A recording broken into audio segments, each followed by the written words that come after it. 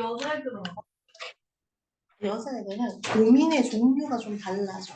그리고 오히려 나랑 더 친밀해져. 약간 좀 더 다른 주제로. 몇 쪽이? 네, 160. 수필 160 몇 쪽일 겁니다. 자, 지난주에 경수필, 중수필 나눠서 우리 했잖아요. 그쵸? 한 번만 리마인드 합시다. 리마인드 하는 거 중요해요.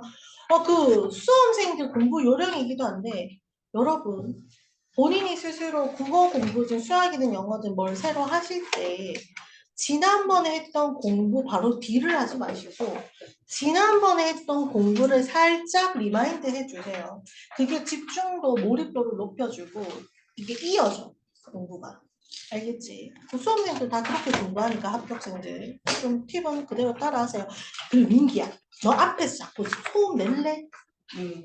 너 너무 자식. 자, 그러면은 해보시죠.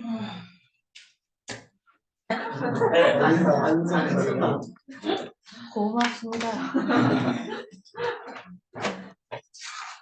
자, 경수필, 중수필. 자, 경수필의 가장 큰 특징이 뭡니까? 일상생활에서 그래, 가벼운 거예요. 그렇지, 가벼운 거지. 가벼울 그냥 필치도 가볍고, 그 다음에 또 일상생활에서 소재를 얻죠? 필치가 가볍고. 이걸 다 나고, 중수필은 무거운 거. 약간 농설문 같은. 가벼울 중 사회 문제를 소재로 삼죠. 돈 좋아해. 사회 문제를 소재로 삼고, 좀 더 필치가 무겁죠. 그러나, 일반적인 논설문보다 어때요? 논설문보다 훨씬 자유. 네, 자유롭죠. 가볍죠. 네, 형식에 제약이 있어 없어?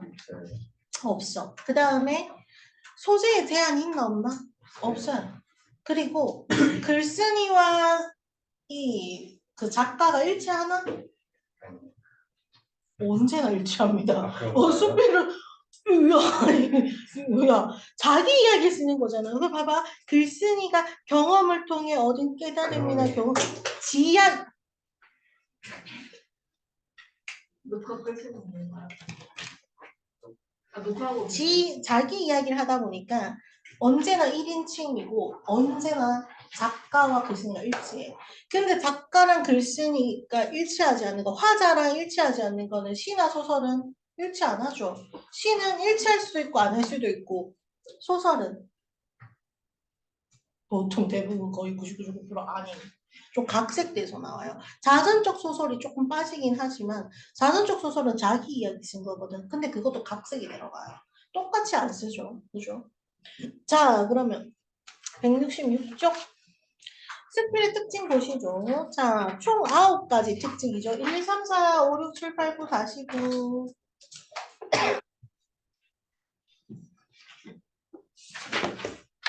비교적 짧은 선물 글에 빈칸인데. 왜냐하면 요 제목이 특징을 다 얘기를 해가지고. 자, 보시죠. 자, 할게요. 1번에 고백적이죠. 왜? 자기 이야기를 이야기하다 보니까 고백적 성격 같습니다. 근데 소설은 뭐예요? 페이크, 지어낸 거라서 가장 큰 특징이 소설은 허구성이었죠. 그런 거 연관 지어서 비교하시면서 잘 이해하시면 돼요. 두 번째, 개성적입니다. 자, 소설의 3요소 뭐였습니까? 정말 구성성. 자, 뭡니까? 주제 구성 문제. 옳지. 주제 구성 문체인데 문체는요. 작가마다 그 사람의 독특한 그 필치 그러니까 그 사람만의 그 글맛이 있거든요. 근데 그렇다고 해서 그걸 그 작가의 개성이라고 몰아쳐서 쓸 수는 없습니다. 왜냐하면 그 사람이 어떤 소재를 가지고 어떤 소설, 어떤 관점을 선택하느냐에 따라서 그 문체가 조금씩 변하거든요. 그죠? 근데 수필은요, 형식이 없고, 구성도 그러면 자기 마음대로 하죠.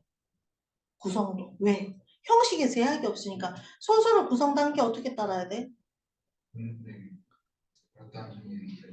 옳지. 전개, 위기, 절정, 결말. 만약에 4단계로 가면 위기를 날리는 거고, 그치? 그러면 거기에서는 자기가 단계를 다 형식을 따라가 줘야 되다 보니까 개성이 확 드러나는 건 아닙니다. 그나마 소설에 드러나는 개성이라고 해봐야 문체 정도밖에 안 되는 거야. 근데 소설은요, 아니 그 수필은요, 소설과 다르게 그 사람만의 색깔이 진하게 녹아납니다. 그래서 독특한 개성 동그라미 하시고, 이거는 그냥 누가 봐도 이거 비슷비슷한 데가 아니라 그냥 이건 이 사람 거 이렇게 돼요. 그 다음에 세 번째 보세요. 당연히 비전문적입니다.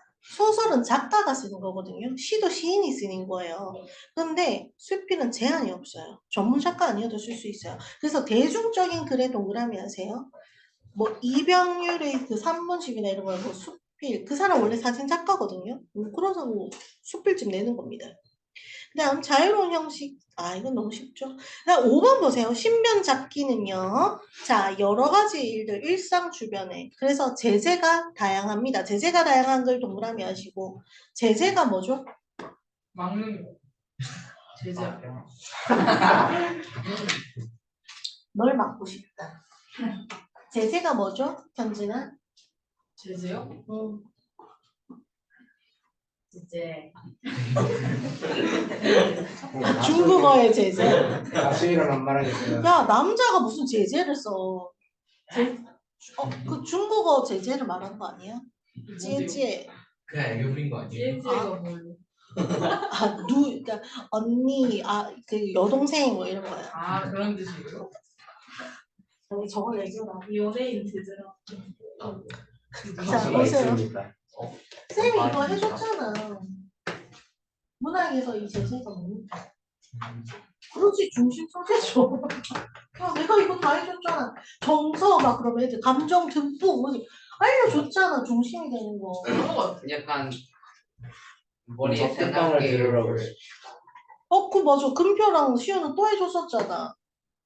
저는 금표랑 오. 쉬운 거 아니라서. 자, 중요한 거는 따로 써놓고 암기라도 하세요.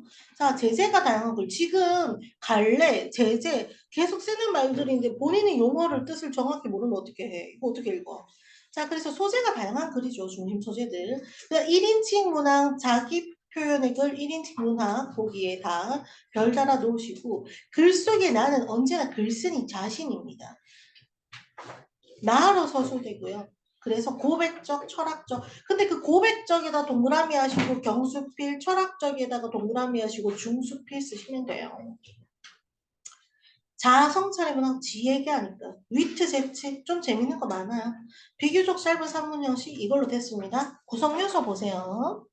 자, 수필의 구성 요소는요. 구성 단계는 왜 없는지 아시죠? 형식에 제약이 없어서예요. 자, 제재는 소재 다양하다. 아무거나 다 돼요. 발톱의 때까지도 된다. 그다음 문장의 특색 동그라미 하시고 구성 글쓴이의 의도에 따라 물결 표시하세요. 다양하게 구성돼요. 그다음에 주제 가치관 동그라미 인생관 동그라미 네 이렇게 하시면 됩니다. 자, 그다음 수필과 소설 여태까지 같이 해줬으니 넘어갑시다. 자, 수필 읽는 거, 개성 드러내는 거에 다 읽어보시고 진술 방식 보세요. 뭐 서술 방식이라고도 하는데 교훈 동그라미, 희곡 동그라미, 서정 동그라미, 서사 동그라미. 근데 서정, 감정, 서사면 시간의 흐름. 처음 듣는 것 같은 표정은 안 되는데. 네, 그래서 교훈에 보세요. 작가의 오랜 체험, 깊은 사색. 그래서 교훈적 내용 담았대요. 내용과 문체가 중후 동그라미 무겁다는 거야. 밑에 적어놔 중수필이 주로 이렇습니다.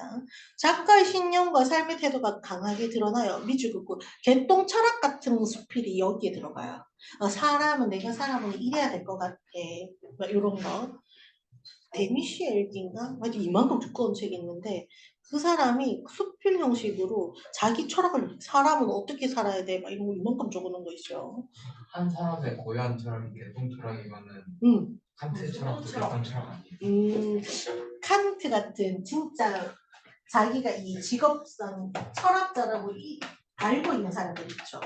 이 사람들은 직업군이, 그러니까 이 사람들은 개똥 철학이 아니라 개똥을 띄고 철학 자체를 연구하는 사람들이잖아. 이 사람은 연구 잘하고 이 사람들 거 말고 개똥이 붙는 건 우리 일반인. 그러니까 막 예를 들어서 다혜가 남자친구라면은 서로 헤드락 정도 걸 수 있어야 되는 거 아닙니까? 저는 그런 게 친밀하면 척도라고 생각하는데 다혜의 개똥 철학이 그런 거. 그래서 되게 깊이가 있는 게 아니라 얕고 근데 또 와 그렇구나 오 대단하다 이런 느낌이 아니라 오 그럴 수 있겠네 요 정도의 느낌입니다. 와 정말 대단하다. 굳이 예를 들 만한 게 없죠. 자 그다음에 희곡은요. 희곡은 연극을 상연하기 위해서 연극을 공연하기 위해서 쓰는 게 희곡이거든요. 영화는 뭡니까? 영화 촬영 시나리오죠. 시나리오. 영화 촬영을 위한 대본은 시나리오예요. 그래서 희곡은요. 극적 요소 동그라미 네, 그래서 이런 걸 결합해서 서술해요. 그러면 여기에 특징적인 건 다른 사람이 경험한 내용도 들어갈 수 있다는 거야. 미치거나 다른 사람이 경험한 내용의 극적 요소. 근데 연극 공연이 목적이니까 대화 행동 위주로 서술 밑줄 그어 놓으세요. 약간 짧은 소설 같아. 그리고 현재 시제 동그라미. 연극은 언제나 눈앞에서 벌어지죠. 현재 시제 쓰거든요. 희곡이. 자, 서정, 감정 동북이죠. 감정을 진솔하게 밑줄. 그래서 내면 세계 밑줄. 감정의 세계들이 확 드러나죠. 서사적 흐름, 시간 순서입니다. 모르면 적어놓으세요. 여기는 작가의 주관이 개입하지 않고요. 나름 객관적인 성격을 띱니다. 객관적인 성격 동그라미 하시고 여러분 그렇다고 이게 설명은 논설문처럼 객관적이지 않은 그 정도 강도가 아니. 그래서 객관적 성격 여기 동그라미 하는데 여기에 요렇게 해서 써놓으세요. 나름 나름 그렇게 객관적인 성격은 그 정도는 아니다. 네, 느낌 살려서. 자, 장명희 유명한 쌤이 내 생에 단 한 번이라는 책을 대학생 때 친구한테 이 수필집을 그 선물로 받았었어요. 생일 선물로. 근데 되게 감동적이고 따끈따끈한 글을 잘 쓰세요. 그럼 뭐 줘요? 요즘 애들은 안 주니까. 네? 그럼 뭐 줘요? 편지 도대체 니들은 어떤 삶을 사는데? 뭐? 생일 선물이 일단 생일 선물을 안 줍니다. 편지도 안 줘요. 저도요. 좋습니다. 넌 그럴 것 같아요. 어? 편지로 주는 게 좋습니다. 아 이거 많이 이게 와. 아니 도현이 몇 살이지? 너네 그 14살. 뭐야 14살이면 몇 년생이니? 10년생이요. 남자애들 기프트 카드 주라는 애들도 있고. 2010년생이면 2002년 월드컵 못 봤겠네. 네. 당연하죠. 아, 그러면 도 아니었을 수도 그 있어요. 재방송 나오는 거 봤어요. 네, 재방송을 그 재벌집 막내 아들로 봤어요. 제가 드림하이 아니 거기 나와. 아, 드림하이가 근데 2008년에 드림하이 쌤이 드라마를 잘 안 봐서 근데 재벌집 막내 아들은 몇 개 봤었어요. 네. 대만이 좀 우영우 재밌던데 우영우도 몇 개는 봤어요. 우영우 시즌 2 나와요. 법률 드라마 법률 드라마가 진짜 재밌는. 그 법률 드라마는 웬만한 거는 쌤이 봤어요. 그 천원짜리 해외 드라마 시리즈도 많이 보고. 천년 네 봤어요. 재밌지 않아요? 네, 그거 재밌죠. 그 약간 코믹 요소가 많던데 그리고 두 그리고 번밖에 안 나와. 항상 그 법원에 이제 견학 같은 거를 가보잖아요. 법학 가니까 정말 드라마는 달라. 그 그냥 딱 드라마는 약간 극적인 걸 엄청 많이 극적이야. 막 이렇게 만드는데 뭐 그렇게 뭐 최후 변호사세요 뭐 그런 거 없어. 그냥 서류야 서류. 그 글 잘 쓰는 변호사가 잘 팔리는. 자, 그 다음 169쪽 보세요. 그러면 괜찮아 장윤이. 이 사람은 미리 좀 스포할게요. 다리가 불편해요. 네, 장애인. 그래서 저번에 얘기해줬던 것 같아요. 근데 굉장히 따뜻한 시선으로 따끈따끈한 수필을 많이 씁니다. 그래서 뭐죠? 초등학교 때 우리 집은 제기동에 있는 작은 한옥이었다. 제기동 동그라미 하시고 실제 존재할까 안 할까? 100% 존재하는 거죠. 자기 고백적이고 자기 이야기 쓰는 거라서 그게 페이크가 아니야. 소설이랑 좀 달라. 하지만 읽는 방식이 소설과 비슷하다. 작은 한옥 동그라미 하시고. 자, 골목 안에는 고만고만한 한옥 네 채가 서로 마주보고 있었다. 자, 그럼 이런 거죠. 머릿속에 이런 거 상상을 잘 해야 돼. 이렇게 마주보고 있는 거죠. 자, 그때만 해도 한 집의 아이가 보통 4댓은 되었으면 4댓은 뭐야? 계단. 맞죠? 많다, 그치? 선생님 때만 해도 둘 아니면 하나였는데. 그 골목길에만, 이 골목길에만 초등학교 아이들이 줄잡아 10명이 넘었대요. 너무 많죠. 한국 내체인데. 자, 그 때문에 학교가 파할 때쯤, 끝날 때쯤이죠. 모르는 단어들이면 빨리빨리 밑에 써놔. 그 때문에 학교가 끝날 때쯤 되면 골목 안은 시끌벅적 아이들이 놀이터가 되었다. 옛날에 뭐 어린이 인권 생각할 때가 어디 있어. 못 살던 때인데 놀이터라는 개념이 없죠. 그러니까 골목이 놀이터인 거야, 얘들은. 쌤 어릴 때는 놀이터가 그래도 있었는데. 어머니는 내가 집에서 책만 읽는 걸 싫어하셨다. 좋은 어머니죠? 그래서 방과 후 골목길에 아이들이 모일 때쯤이면 어머니는 대문 앞 계단에 작은 방석, 자, 작은 방석 동그라미하고 뒤에 밑줄 그세요. 을 깔고 나를 거기에 앉히셨다. 쌤이 스포에서 다리가 불편하다는 거 알지만 우리 집 모르는 상태라고 가정하면 여기가 좀 이상하게 읽혀야 돼. 굳이 왜? 이렇게. 아이들이 노는 것을 구경이라도 하라는 뜻, 물결 표시. 이게 어머니의 의지죠. 어머니의 뜻. 딱히 놀이기구가 없던 그때 친구들은 대부분 술래잡기, 사방치기. 사방치기 뭔지 아세요? 그 이거 돌 네모난 거. 던져가지고 옳지, 하는 옳지. 돌 던져가지고 한쪽 다리 들고 이렇게 가는 거. 공기놀이 아시죠? 고무줄놀이 아세요? 고무줄 네. 해봤어? 줄리잡기 고무줄. 현대인의 기본 소양 뭐라 그랬었어요? 농사, 고무신 신는 거, 고무줄 놀이도 좀 하세요. 현대인의 기본 난도 안 소양. 해보셨다. 네. 아니요, 저는 이거 다 해봤어요. 농사 안 해보셨어요. 아니요. 오, 쌤 농사 지어봤음. 네? 왜? 농사. 우리 지금도 촌에 농사 지음. 에? 네.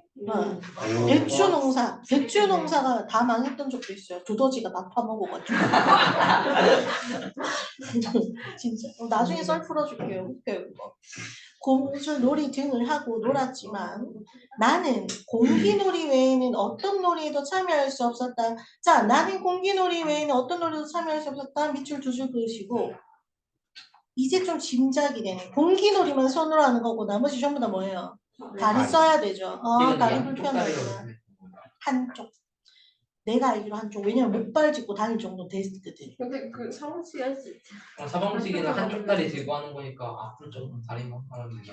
근데 못 아니, 보면은 약간 사방치기 느리지. 근데 이렇게 짚는 걸 어. 못하잖아. 목발을 아. 이게 무슨 말 같지도 않아. 원인데. 그래 정훈아. 하지만 세모 주시고.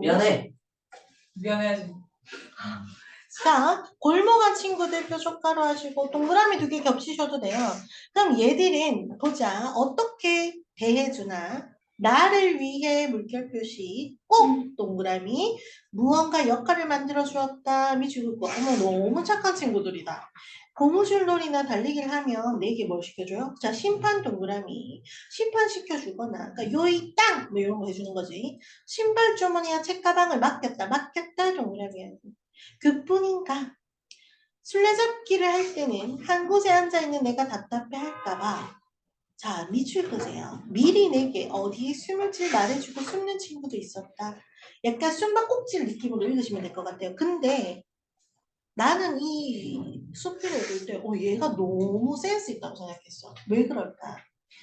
지금 내가 이렇게 방석에 앉아 내가 장영이야. 앉아서 이렇게 보는데 우리가 다 같이 이제 숨바꼭질 하는데 하나가 와서 이제 알려주나 봐. 도연이가 난 저기 숨을 거야. 잘 봐. 이러면 술래가 도연이 숨은 데를 나는 아니까 술래가 그 근처에 가면은 같이 조마조마해 안 해? 조마조마하겠죠. 그러니까 관전의 포인트를 알려주는 거잖아. 그러니까 보는 재미를 알려주는 거죠. 되게 센스 있는 애죠. 자, 그 다음 우리 집은 골목 안에서 중앙이 아니라 구석 쪽이었지만 구석 쪽 동그라미 하시고 내가 앉아있는 계단 앞이 친구들의 놀이 무대였다. 자, 물결 표시하세요. 내가 앉아있는 계단 앞이 친구들의 놀이 무대. 그러니까 놀이터라는 거야. 그러면 얘들아 잘 봐. 네 채가 마주보고 있어. 가장 놀기 좋은데 넓은 중간이죠. 뻥 뚫려 있는. 근데 한옥 집에서도 구석진 곳이 자기네 집이야. 한옥도 쪼개 살았을 거 아니야. 옛날 못 살던 시대니까. 하나의 한옥이 여러 가구가 살았을 거 아니에요. 어디서 논다는 거야? 네, 부잣집 아드님. 재벌집 막내하게 된다. 여기서 놀았었던 거죠. 여기서. 되게 센스 있죠, 애들이. 자, 그러니까 배려야, 배려. 그래서 난 전혀 소외감이나 박탈감을 느끼지 않았다. 아니, 지금 생각하면 내가 소외감을 느낄까봐 친구들이 자, 배려 동그라미, 배려. 그 골목길에서의 일이다. 초등학교 1학년 때였던 것 같다. 하루는 우리 반이 좀 일찍 끝나서 나 혼자 집 앞에 앉아 있었다. 그럼 친구들 기다리고 있는 거겠죠. 그런데 세모 치시고 깨역장수 나오네요. 동그라미 2개 겹치시고요. 깨역장수가 골목을 지나고 있었다.